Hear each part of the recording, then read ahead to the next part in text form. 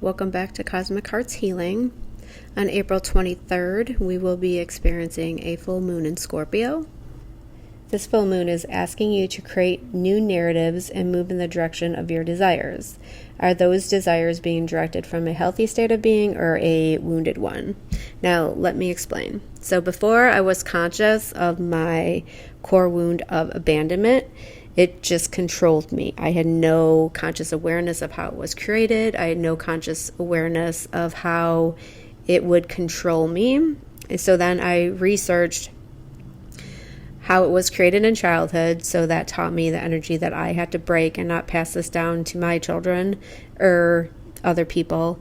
And then I had to heal the subconscious wounding. So then I would Google the projections of abandonment, and that would show me the state of being that is hidden, or any time that I'm triggered, what my subconscious will naturally want to attach to. Or if you want to look at the law of vibration, as long as I have any of that energy within me, that's still what I'm going to be attracting into my world in order to help me understand the wound. So as I was healing and I grew into my consciousness, I was then aware, like, yes, this wound is still a part of me. I'm going to accept where I'm at. I can see that I'm still attaching to some of these projections, or I still need to learn how to break these habits. And that is okay if that's where you are at. The important thing is that you are learning and you're growing and you're putting in the baby steps to do it. So right now is a good time to ask yourself, what new narrative do I want to create? And then when you're speaking or you're trying to journal about that narrative, diving a little bit deeper and saying, is this in alignment with my highest self or healthy desires, or is it coming from a wound? As you're writing that new narrative, if you are going to choose to self-sacrifice your peace or not set healthy boundaries, I would also journal about that and dig a little bit deeper to figure out what core wound that is attached to. Scorpio energy represents a cycle of life and death. This energy is asking you to release the old you, accept the new energy being presented, and make room to birth the new you. This energy has been coming up with my clients. Many new clients have been coming in, recognizing that their energy has changed in some way. And it is changing into the way that they are starting to realize that they need to awaken to these truths about themselves. They have to go through the dark night of the soul, so they are new to all of this, and they are not understanding why they are experiencing what they are. I have other clients who have been on the journey of the dark night of the soul or healing for like many, many years. And they need to try to shift into a new story that healing can be joyful, that you don't need to strive for it. You don't need to dig deep for it. You can just live your life, enjoy it, let that energy clear in a graceful way. You don't have to push, you don't have to search for it. There is a time and place for that, but some of my clients are at the time and place where that energy needs to be released, or they can keep themselves trapped in that I have to dig deep, I have to do more, I have to learn more, I have to do this, I have to do that, so just learning that life will show you, once you have a good spiritual basis, there's no once you have all the tools, the spiritual knowledge, spiritual basis, yes, we're always learning and growing, but there's a time and place that you don't have to keep diving so deeply. Others are shifting into a lighter state of being. Much inner work has been done. During these sessions, I've seen hundreds of cocoons that are ready to hatch. A new unknown journey lies ahead. The Scorpio full moon is asking these clients to let their old story go for good. Allow the Scorpio energy to release the old timelines and energy, to embrace their growth, freedom, and hard work. Another theme for this moon is going to be emotional growth. Everyone could be at their own scale of this. I had someone at work who, I don't even think he's into any of this, but he's very trapped into his triggers. So that means that when he gets angry, he just jumps right in on that. He probably has to heal the energy of fight and flight within his spiritual energy, within his world. So when he does not pause, he does not have the tools to say, even though I'm feeling this way, how is the best and healthy way to direct this energy towards everyone in the room. This coworker was unhappy that my boss chose to put me and him to work as a team. He wanted to work on his own, and unfortunately he took that out on me, and I did not do nothing wrong but show up to work. But I did stand my ground. I did state that he was wrong, and other people have said that they've known this man for 10 years and he's never once apologized. So he did realize that he was projecting and that I did not deserve any of it. Now, if that coworker wanted to, he could take it a step even more, because Spirit's showing him right now that he needs to. He could dive deep into emotional intelligence. He can dive deep into tools that will allow him to pause and think. He could start to do meditations. He can go to Reiki sessions. He can learn to heal himself, of how to heal anger within himself, healing the energy of fight and flight, as I had already explained. It is key to accept yourself where you are at on this journey and accept where others are at.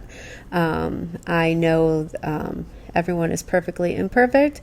Even if my coworker never gains that self-awareness and never takes the steps, I can still see his good qualities. I can stand up for myself. And I don't need to be pulled into his narrative. I don't need to match his energy. I don't need to hold on to the way he treated me for days, but I can set healthy boundaries for myself. Humans should be comfortable experiencing a range of emotions. Of course, we all embrace the feelings of joy, love, peace, stillness, acceptance, etc. The higher vibrational emotions are always easier to embrace and allow. We need to embrace and allow the lower vibrational emotions as well. What's important is the filter we process them through. When someone is experiencing a state of grief, we need to recognize that energy is healed and triggered on all 4 levels. We often hear, I just want to be able to call them again. I just want to be able to hug them again. Those thoughts can trigger the emotion of grief. Well, with understanding how hormones work, when we see or call someone, they trigger hormones within us. So, of course, not being able to receive the hormones that we are used to is going to cause a chemical reaction within us, which is going to make us experience a state of grief. So, if we just allow and process them through a healthy lens and not attach a story to them. One of the stories is like someone at work had just lost his mother, and the story that he is processing through his grief is, I don't want to cry because I don't want to burden you. And it is absolutely not a burden to me. I can personally hold space, and if I'm not in a place where I'm able to hold space, I would let him know in a compassionate way. So being able to process your own lower vibrational emotions is very important, because we don't want to block them out. We don't want to hold them down. So on Saturday night, I was blessed to meet Paul Sanlock. I don't know if I'm saying his last name right, but if you want to try to look him up on TikTok. He was a guest of mine at the fine dining restaurant that I serve at. It was a extremely busy night, and when the evening was winding down, I had a moment to chat with the table, and I discovered that he was a public speaker. Of course, he speaks about self-awareness, emotions, mental health, relationships, and more.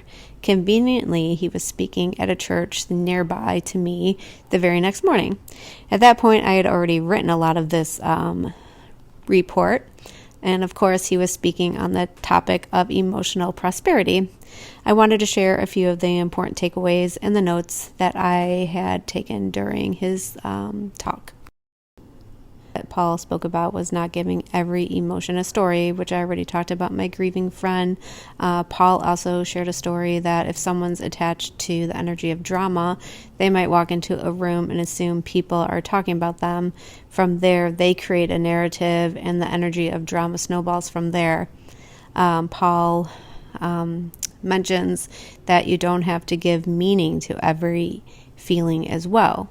Knowing that during this full moon, I am releasing old narratives that no longer serve me from past stories. I will not give every feeling a meaning or create a narrative attached to that old story, understanding that those emotions will pass. Other important takeaways were emotions are tunnels. Once you fall into them, it creates a chemical reaction within you. That reaction causes burnout, and that is so true. I started to pay attention, and I would know which feelings or thought would lead me down a rabbit hole of thoughts, and I had to retrain my mind, and I had to find tools in order to pull me out of that energy. During this full moon, take a moment and journal. Ask if you are over-investing in your emotions and losing your inner security. If you are losing your inner security, what narrative is it connected to? Is it a person, a theory, or a perspective? What is the hidden energy behind it? Could a core wound, lack mentality, lack of emotional intelligence, unhealthy attachment style, etc.?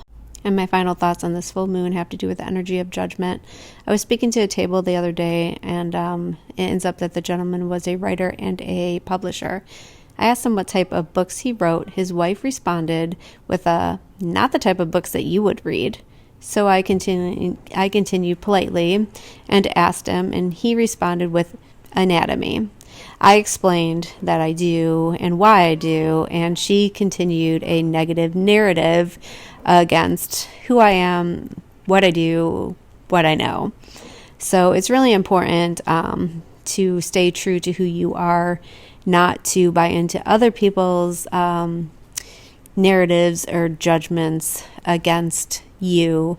Say if she lacks insecurity, or if she was judging me for whatever reason, whatever wounding, whatever lens, that has something way 100% more to do with her than it does to do with me. So just make sure before you judge somebody, before you create a narrative about who they are, what they know, don't put them in a box. Give them an opportunity to speak, to get to know them, to try to understand them before you just assume something. And trust me, sometimes those assumptions are going to be coming from your wounding within, and it's not going to be a totally true story about the other person at all. So take time, enjoy this journey, find what makes you happy, and shine your light. Happy full moon.